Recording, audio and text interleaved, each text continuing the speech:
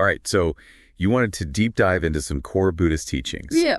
You sent over this YouTube video with a really long title from the channel.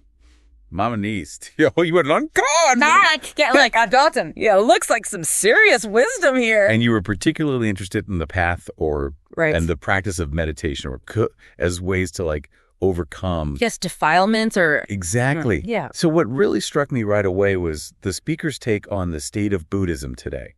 Mm-hmm. They make a pretty bold claim. Yeah. That Buddhism is sort of weakening because a lot of practitioners are kind of missing the heart of the teachings. The Four Noble Truths. The Four Noble Truths, a sun coat and tie. That's right. And they even compare it to like a heart failing. A failing heart. That's a pretty intense image. It is. And I think it speaks to a really concern, about losing the essence of these teachings. It's like, imagine if we focus so much on like the rituals and the ceremonies around heart health. Right. That we forgot about the actual heart itself. Wow. The speaker's calling for a return to those core principles. So the Four Noble Truths as like the heart of Buddhist practice, I get that. Yeah. But, a lot of folks, myself included, might hear Four Noble Truths and think, oh, yeah, I know those. Like, yeah, I know those. But this teacher seems to be going a little deeper. Absolutely. Saying they're not just these abstract ideas. Yeah, this is where it gets really interesting. Okay. They emphasize how each of these truths is a deeply personal truth about your experience. Okay. So take the first noble truth, often translated as like, life is a suffering. Right. The speaker really digs into the nuance here. This is not just about physical pain. Exactly. It's a much broader understanding of suffering, dukkha in Pali.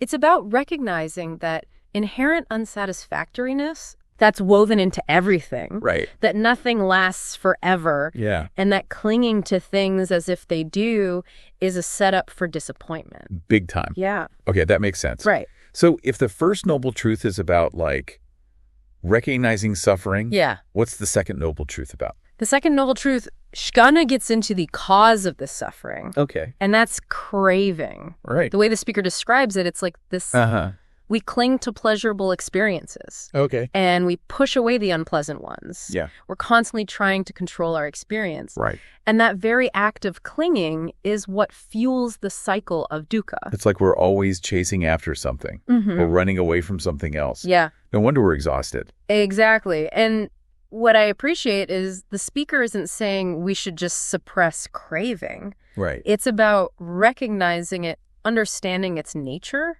and seeing how it operates in our own minds. That makes a lot of sense. Yeah. So we've got suffering. We've got the cause of suffering. Yeah. What's next? The third noble truth, Bidlamkan tells us that liberation from suffering is possible. Okay. It's the idea that if suffering has a cause, it can also cease. Okay. And the speaker makes a key point here. What's that? Suffering stops naturally when its cause is removed. Okay. It's not about forceful suppression. It's about getting to the root of the problem. So how do we get to that root? Right. What's the solution? That's where the fourth noble truth comes in. Okay. It's about the path to liberation. Right. And that path is the eightfold path. Now the speaker focuses specifically on can you turn it on hole? Great view.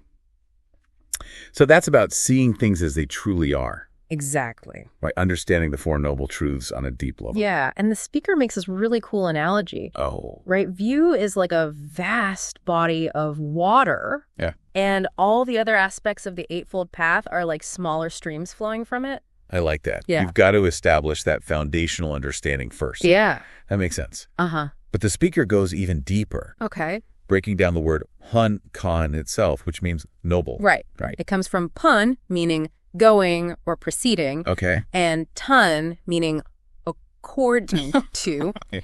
So the noble truths aren't just some arbitrary rules. Right. They're truths that align with the way things actually are.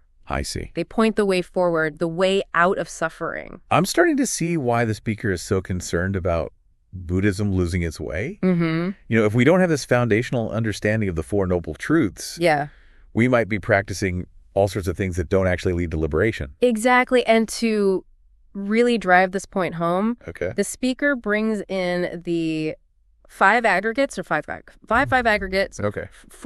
feeling, perception, mental formations, and consciousness. Right. They're basically the components that make up our experience. So how do the 5 aggregates connect to the 4 noble truths? The speaker makes this powerful statement. Oh, yeah. The truth is, set body and mind are suffering. Wow. They're pointing to the inherent unsatisfactoriness of all conditioned phenomena. Right. The 5 aggregates are constantly changing, subject to decay and impermanence. Yeah. And that's where the suffering comes in. When we cling to these things, when we try to hold on to what can't be held. Yeah, that's pretty profound. Yeah. So where does meditation fit into all of this? That's a great question. Yeah. And the speaker addresses it directly. Okay. They make it clear that meditation isn't the starting point. Okay. It's a supporting practice that develops alongside right view. Okay. They compare it to a tool that helps us see the 4 noble truths more clearly. So you're saying it's not about just jumping into meditation blindly. Right. You need that right view. That understanding of the 4 noble truths as a foundation. Yeah. Otherwise, meditation can easily become another form of clinging. Right. Another way to try and control our experience. So what's the right way to approach meditation then? How do we actually put these teachings into practice? The speaker offers some really practical guidance here. They encourage you to not try and eradicate unpleasant emotions forcefully. Okay. Instead, observe them mindfully. Recognize them as suffering. Identify the craving fueling them. Okay. And witness their natural cessation. Okay. I'm starting to see how this all ties together. Yeah. It's not about fighting against our experience, but about understanding it. Yeah. Observing it with a clear mind. Exactly. And that's where the real power of these teachings lies. Yeah. It's about moving away from resistance and toward acceptance. Okay. From trying to control to simply being present with what is. This is definitely making me rethink my own approach to difficult emotions.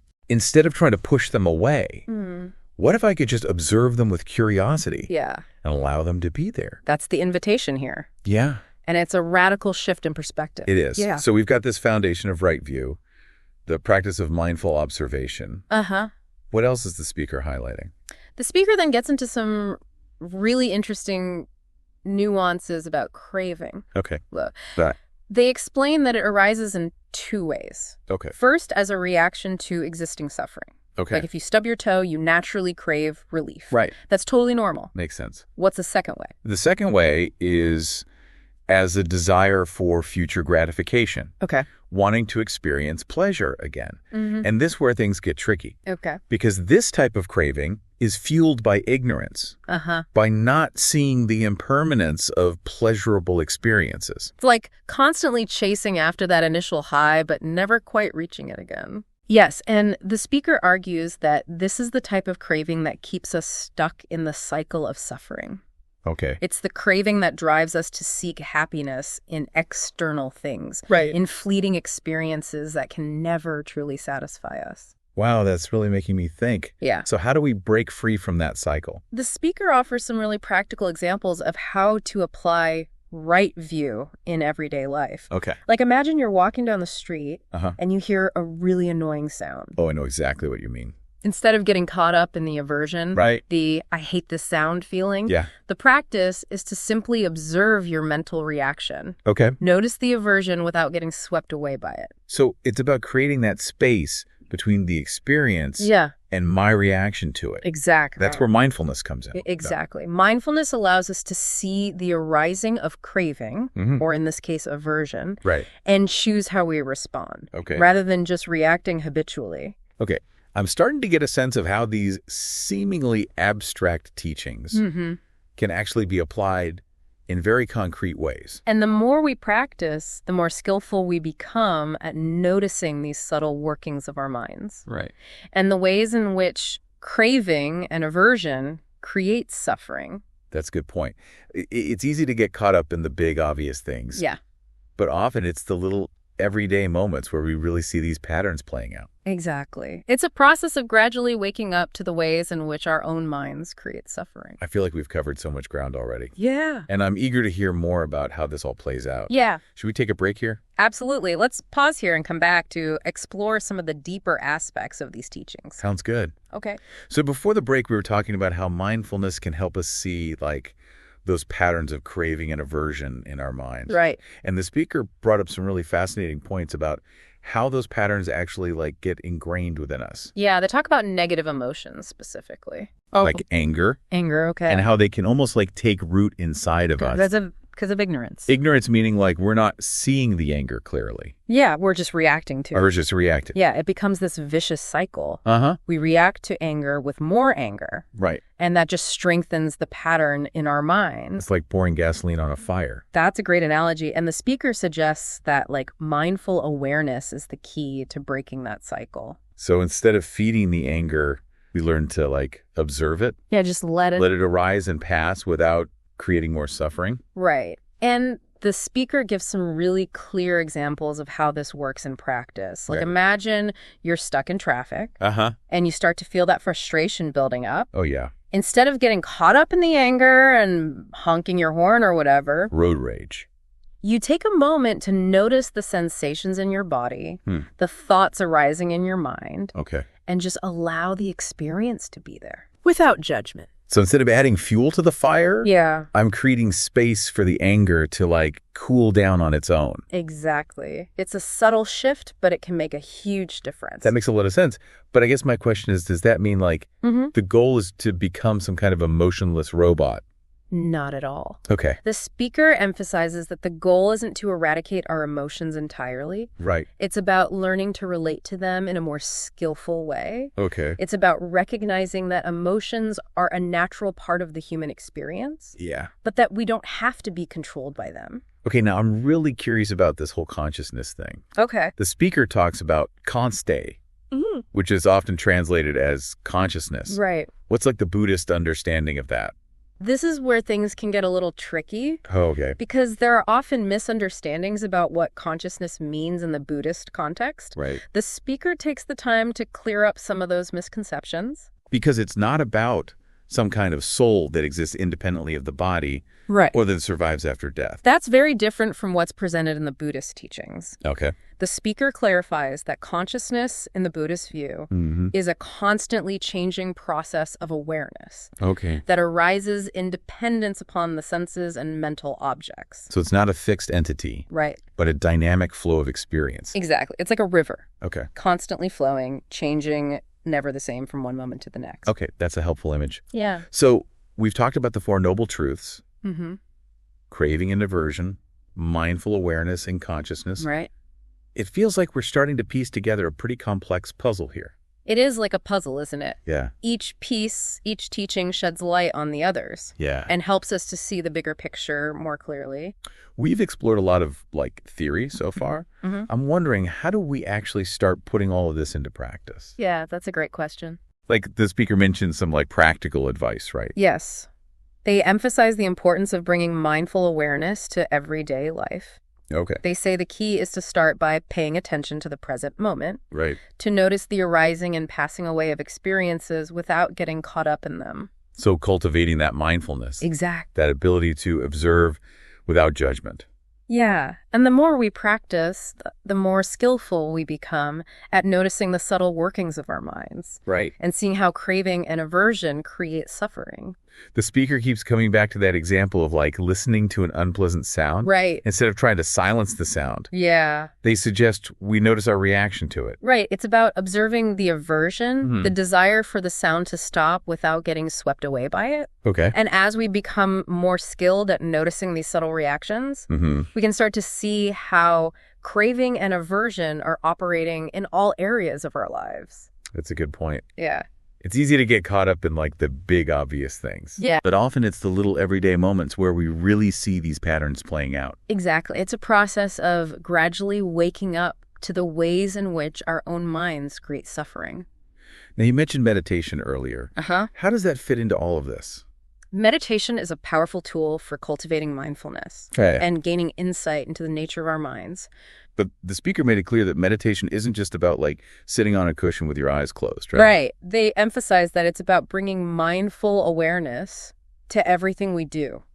Okay. It's about being fully present in each moment, whether we're walking, eating, talking, or simply sitting still. So it's like bringing that same quality of attention that we cultivate in formal meditation practice to all aspects of our lives. Exactly. And the more we practice, the more that mindfulness becomes a natural part of who we are.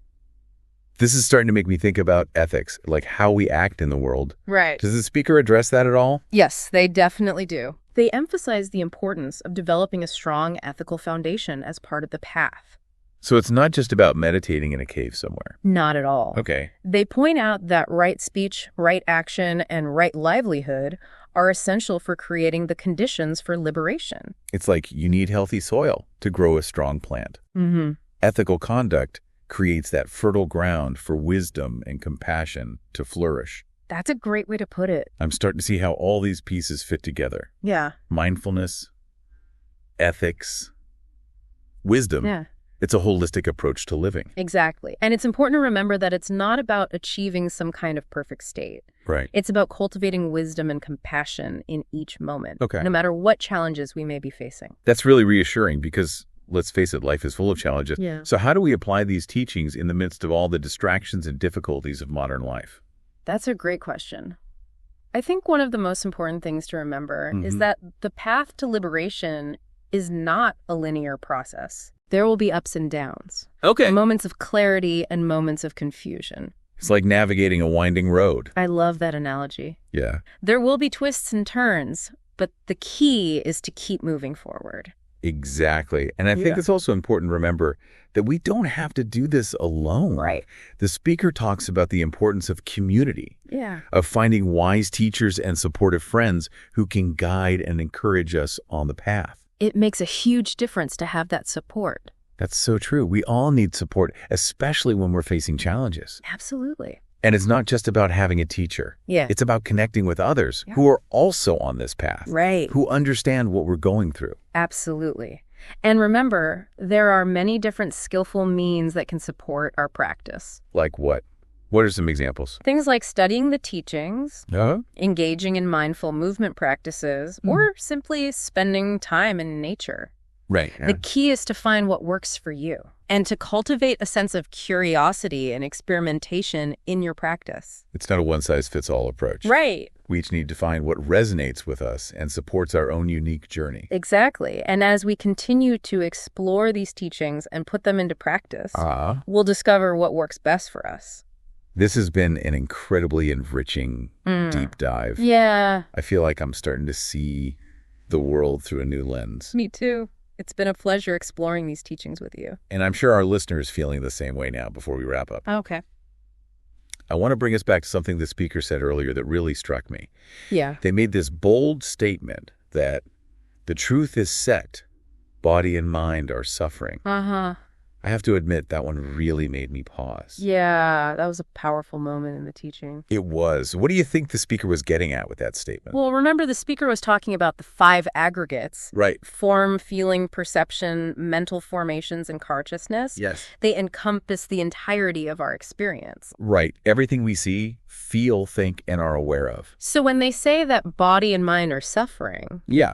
they're not saying that, like, every single moment of existence is pure agony. Exactly. It's more nuanced than that. Okay. They're pointing to the inherent unsatisfactoriness of all conditioned phenomena. The 5 aggregates are constantly changing, Right.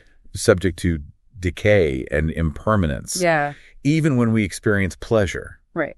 it's fleeting and ultimately gives way to change. So it's about recognizing that even those things we cling to as sources of happiness are ultimately impermanent. Right. And that attachment to them is what leads to suffering. Precisely, the speaker is highlighting the truth of dukkha, the first noble truth, as it manifests within our own experience. Okay, that makes sense. Now, I'm also curious about something else the speaker talked about. Okay. The 2 ways craving arises.